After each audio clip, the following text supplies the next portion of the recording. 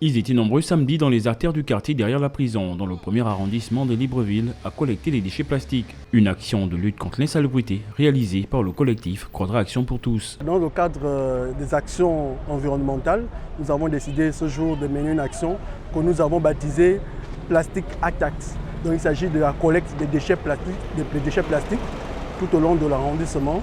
Notamment, nous avons mené la première action aujourd'hui ce jour concerne la zone de derrière la prison et ses environs.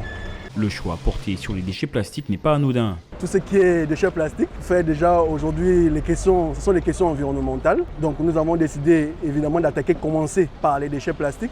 Nous avons eu un partenariat avec des sociétés comme Clean Africa qui nous ont décidé de nous accompagner, mais également Jamming Plastic qui se trouve à la zone économique de Coq, qui fait dans le recyclage des déchets plastiques. Une action orientée sur la préservation de l'environnement effectuée avec le soutien de la société Clean Africa. Le plastique en général est vraiment polluant. Le simple fait qu'il n'arrive pas à se détériorer dans la nature, il devient encombrant et il devient nocif. On a vu combien de fois ça obstruait la canalisation et ça entraîne des débordements d'eau.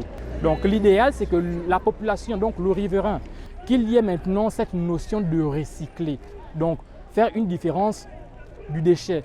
Ce qui est ménager doit aller dans les bacs dédiés pour le ménage.